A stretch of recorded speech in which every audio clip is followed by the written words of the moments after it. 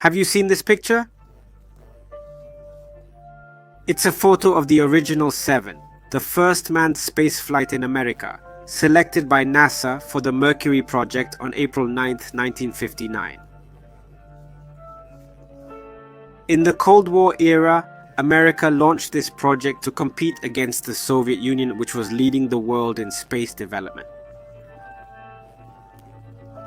But before the manned spaceflight under the Mercury project could occur on April 12, 1961, Yuri Gagarin of the Soviet Union successfully completed the first manned flight to space.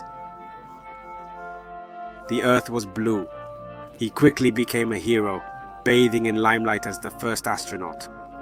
1 month later, on May 5, 1961, the first American manned flight under the Mercury project was completed. The flight duration was around 15 minutes. At this point, Gagarin of the Soviet Union had already successfully orbited the Earth for much longer. The United States didn't successfully orbit the Earth until more than a half year later, on February 20, 1962, during astronaut John Glenn's flight that lasted for about 1 day and 10 hours. Yet even before this, in August of 1961, German Titov, the second Soviet astronaut, had already completed a 1-day flight. The technological advantage of the Soviet Union over the United States in spaceflight was evident. For the sake of national prestige, this competition escalated, eventually leading to the first manned spaceflight to the moon, the Apollo project. Now, back to the story. The first thing you saw was a group photo of the original 7 members. In fact, you probably know that there is another person in this photo. No, I should say that it was in the picture to be exact. Originally, there were 8 people in this photo. However, the 8th person is nowhere to be found in this photo. It's neatly erased. As a result of the revision, the very existence of another female astronaut has been erased from history. The woman's name is the Boss. She flew into space before the original 7, stared at the blue-tinted Earth and thought, "Oh my God, the world should become one." This emergency explanation is based on the history of the United States. The first female astronaut to fly into space, the Boss. Let's unravel one more debriefing that you don't know. This story is in Metal Gear Solid, Peace Walker.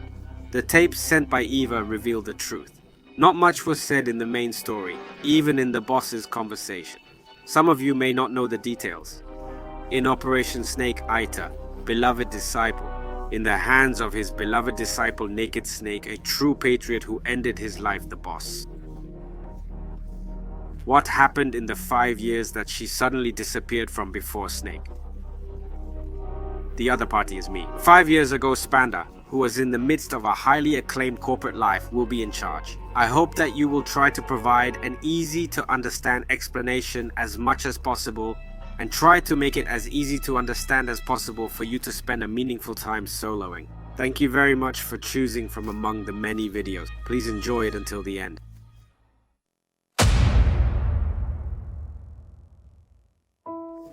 In 1922, the Boss was born as the only daughter of one of the wise men of the United States.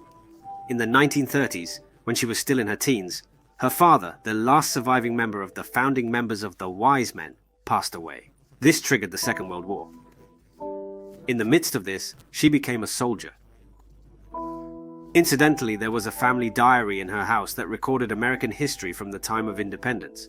Perhaps because of its influence, or maybe due to the family's financial situation, the Boss had the qualities of a politician.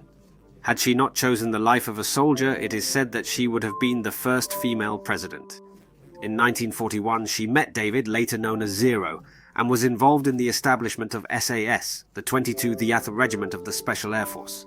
In 1942, she called herself the Joy and established a special team centered around her, the Cobra Unit. In the Normandy landing operation in 1944, she contributed greatly to the victory of the Allies and became known as the Mother of Special Forces, Bobauda. During this operation, she gave birth to the Solo, a member of the Cobra unit, and her son Adamska, whom she had been carrying all along. Due to the cesarean section during the war, the surgery could not be performed satisfactorily, leaving a large snake-like scar from her belly to her chest. However, shortly after giving birth, Adamska was abducted by the wise men. Later, under their guidance, he was thoroughly trained in triple spying techniques and began his role as Ocelot. You can find more details about his story here. If interested, feel free to check it out. After this event, the conflict in Beeson escalated dramatically, marking the onset of the Cold War era and the dissolution of the Cobra Squad. In 1950, I met Big Boss, John, and took him under my wing. I spent about 10 years with him, during which we became indispensable to each other, shaping all our relationships, not just as titles. We came to recognize each other. But then, in 1959, she suddenly disappeared from John's life. The boss had been given a mission. Her task involved stealing the Soviet Union's space technology and hindering their space program. It was clearly a tough assignment. At that time, the Soviet Union's space technology was heavily guarded, making it difficult to get information about. Knowledge, experience, and keen instinct were required for this mission. The fate of the homeland could be entrusted to no one but the boss, who was hailed as a war hero. She was personally given this top-secret assignment. During the Cold War, the United States and the Soviet Union were competing over nuclear weapons and space development technology. And in 1957, the Soviet Union successfully launched the first artificial satellite, Sputnik 1. The American citizens were shocked by this. Until that time, they had unquestioningly believed that their country's science and technology were the most advanced. Because of the potential use of satellite launching technology for nuclear missiles, America began to urgently invest in space development. In the following year, 1958, NASA was founded and the Mercury program began, a project intended to send humans into space. 7 men were chosen as potential astronauts. Known as the Original Seven, they were hailed as national heroes. However, the rocket launches consistently failed, causing difficulties for America's space program. At this rate, it was clear that the Soviets would succeed in manned spaceflight before the Americans. In response to this crisis, the government assigned the boss a top-secret mission to steal Soviet technology. However, the CIA was not amused. Presumably, they did not appreciate the president bypassing them and giving the boss a direct order. Alongside her already challenging mission, the CIA was reluctant to assist her, withholding both personnel and information. Faced with isolation and peril, the boss made a decision to utilize the network of wise men. Of course, by this time, relations between the American and Soviet wise men had already soured. She had another source in mind. But among the remnants of the wise ones on the Soviet side, there were factions that did not think well of the Communist Party's dictatorship. The boss set her sights on these remnants of the wise ones. Sometimes she bribed them with large sums of money, sometimes she helped them with death. She deepened relations, and she was successful in securing a sleeper to infiltrate a Soviet research facility. However, this action was a great risk to the boss. The wise men knew everything about the boss, and her child, Adamska, born on the battlefield, was also being kidnapped by the wise ones. If the child is in the hands of the Soviet wise ones, not only she may be in danger if her actions are revealed, but she chose to proceed with the mission anyway. Thanks to the boss's exploits, America was able to obtain a massive amount of technical information from the Soviets. At that time, the CIA informed the boss, "You will not have to do any dirty work from this point onward. We will take over from here." Simply put, they intended to hijack the boss's results. But she frankly conceded this. The phase where I was needed has ended. I'm not interested in the evaluation after that. By the end of '59, America was successful in launching a rocket flight with chimpanzees on board. Around this time, the Soviet Union had already successfully flown to space with dogs. However, there were also reports from the sleeper that Eastern researchers were distraught at the rapid speed of American research. If this continues, America could soon surpass Soviet technology. The sabotage against the Soviet Union is proceeding smoothly. Their Sputnik 4 failed to re-enter the atmosphere. 2 months later, the rocket exploded on the launch pad, during takeoff. Sputnik 5 successfully orbited with 2 dogs on board, but reports from undercover agents claimed it was a fluke. The Soviet Union did not have the technology to bring back a human safely. Everyone was relieved to believe this information. Except for one person, the boss.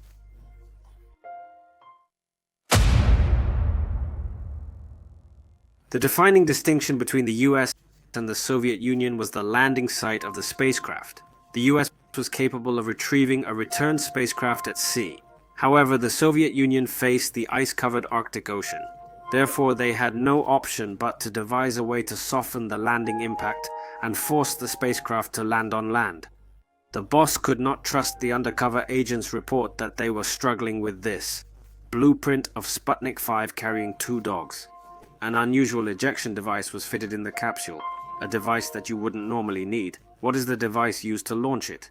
NASA didn't care about this question that the boss was worried about. I insisted on the necessity of an investigation, but the CIA wouldn't hear of it. I'm frustrated trying to claim the results as my own. That's what you would think. The unconvinced boss infiltrates the Soviet research facility on her own. At that time, she had no backups. And that's where the boss comes face to face with the truth. Because CIA agents on standby were pocketing the rewards for the sleepers who felt the reward was not worth the risk were simply wishing for the amount the Soviets had proposed, and the sleeper sent false info. American intelligence activities were exposed to the Soviets at some point. Contrary to reports from the sleeper, the Soviets' manned flight was progressing significantly.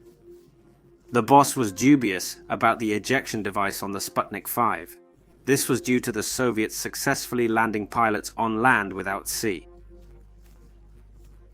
NASA was taken aback by the report from the boss. If this continues, the Soviets could easily steal the marvel of first human spaceflight. Not only was NASA in a panic, but the CIA was as well. They were caught off guard with false information because of their own negligence. In reality, there was definitely a skilled agent on the Soviet side. By skillfully mixing lies and truths, they made it seem as if the US intelligence activities were progressing smoothly. However, this did not wipe away the blunders of the CIA. But conveniently for them, a new president, John F. Kennedy, was being elected in the United States. The CIA claimed that the boss was wholly responsible for selecting a sleeper who would lie and betray the new president who knew no respect. And so it continued. The most effective way to control a sleeper is to take the sleeper's family hostage. The boss, of course, understood that. But for her, who had her son taken away by the wise men, the act was something she couldn't do anything about. And for the boss, an even harsher fate awaited.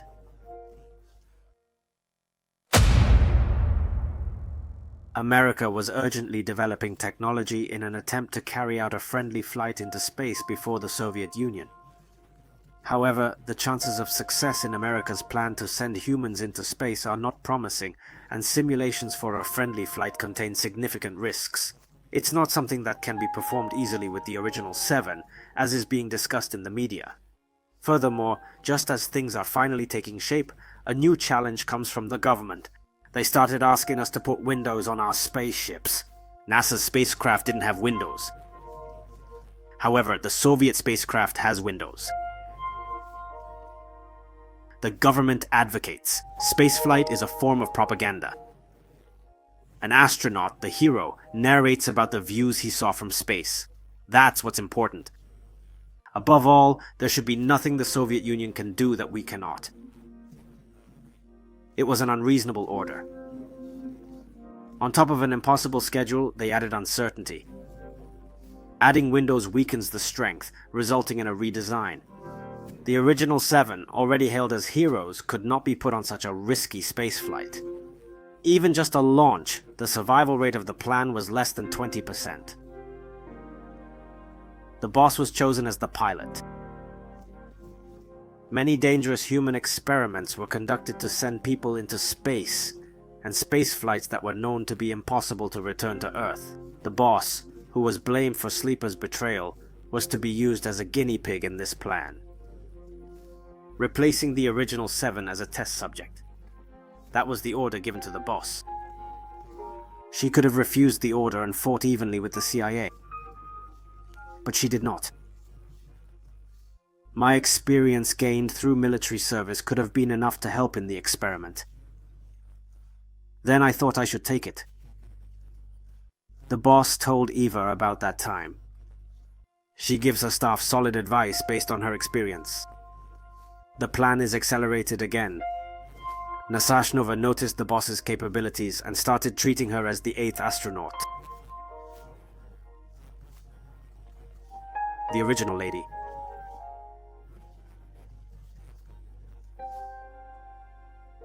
Information came that the Soviet spacecraft Vostok had been brought to the launch site. The pilot was Yuri Gagarin. The launch of the USSR is tomorrow, April 1st and 2nd.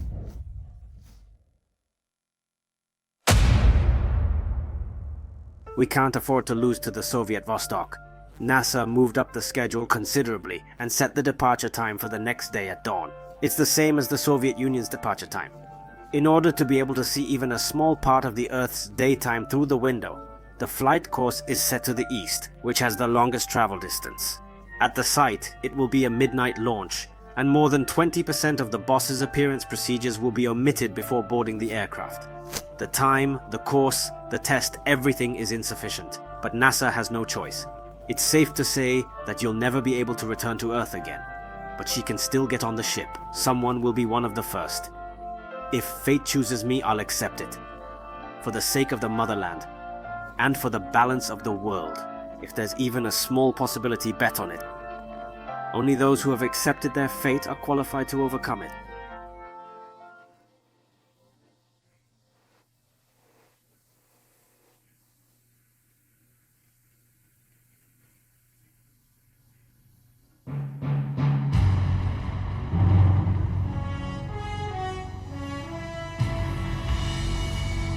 April 12th, 1961, at 1:30 a.m. The boss launches into space. This is almost the same time as Gagarin of the USSR, the first female astronaut as the original lady.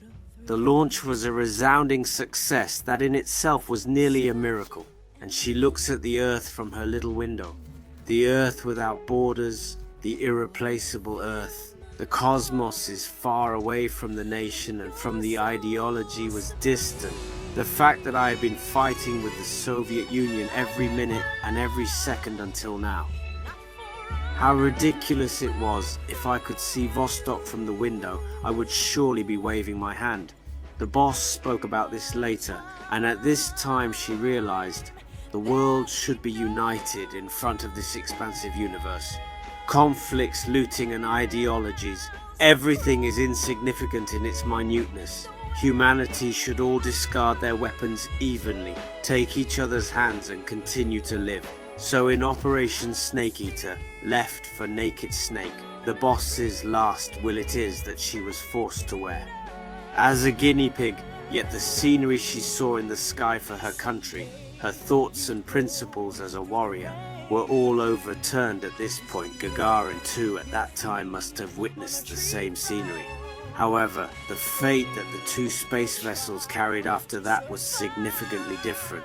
Gagarin of the USSR circled the Earth afterward, landed safely. On the other hand, Boss's spaceship. A deviation occurred in the re-entry angle because of the window she forcibly installed. The spacecraft she boarded greatly deviated from the orbit and started to descend.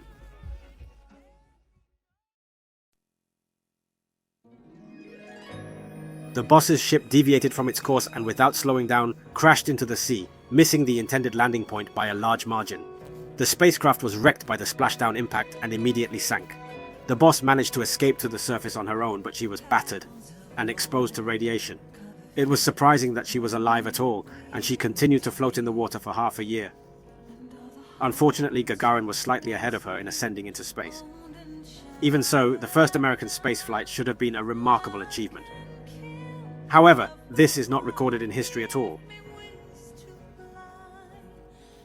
Compared to Gagarin, who orbited the Earth, the American side merely completed a suborbital flight. There was a significant difference in flight time as well. More importantly, on the Soviet side, both the spacecraft and the pilot were safe. The Earth was blue. Gagarin's experiential talks, which started with these words, circulated around the world, and instantly Gagarin began to receive praise and blessings from around the world. For the Soviets, this was a great propaganda tool. The American government had no choice but to remain silent. It was judged that revealing the boss's flight would be counter-propaganda, rather the opposite. The government buried her flight as a secret mission, and NASA and the CIA dedicated all their efforts to erasing any traces of the boss from the Mercury program. This photo is the result. It was not just the flight plan that was erased, her very existence was denied. To create an alibi, the military claimed that the boss participated in a CIA operation to recapture Cuba, the Kostinov-1 incident. Furthermore, the military did not accept the boss after her recovery. She's no longer a public figure. She's just a human being doing grunt work. Gagarin toured the world and was celebrated, while the boss is a living ghost and not allowed to talk about it. She is told by the government in its public hall, "Why are you here?" At that time, if she had once uttered a famous saying like Gagarin, if she had died honorably, she could have made a name for herself as a hero. Then, 3 weeks later, on May 5th, one of the original 7, Alan Shepard, succeeded in a suborbital flight into space. His record was widely reported, of course. It's a success that improves on the boss's failure. After that, the boss was to infiltrate the Soviet Union again to secure the sneaky sleeper and confirm the truth. I knew that the Soviet side had a corresponding agent, but being outsmarted in the spaceflight this time was something that the American side's intellectuals could not forgive at all. So, the boss, and for the sake of preserving America's pride and to pin the blame, was sent to the Soviet Union. And a further tragedy awaited her. A man appeared before the boss, a Soviet side agent. It was a comrade in arms who had once fought together in the Ogura unit, and Thoreau, the father of Adamska, the boss's child, Thoreau too, did not know that it was the boss who had sent the sleeper. No, it should be said that he was not allowed to know. Two people who once loved each other were made to fight, one surviving and the other dying. This was the Soviet wise men's revenge on the boss. There was no chance for her to survive if her child was the target of this revenge. The boss killed Thoreau, and he accepted it. Returning to her homeland as a dead person, she had to bear unreasonable responsibility. When she returned to her homeland from the Soviet Union, she no longer had a place. Major Zero, her peer in SAS, was in love with her, and so begins Fox. The boss gave this photo to Eva. She told her that whether or not to give it to Snake was up to Eva. The boss herself knew that if Snake found out about this, he would blame himself for not betraying her if she had made him an agent. Perhaps in fear he would somehow feel he should have betrayed her. But she probably didn't want to involve Snake, yet she might have wanted Snake, the only person she loved, to know the truth. She didn't entrust Eva with this last thought though. And after this, she accepted everything and set out on her final mission, creating Snake Eater. We'll tell the rest of the story another time. Thank you for watching. Thank you very much for watching.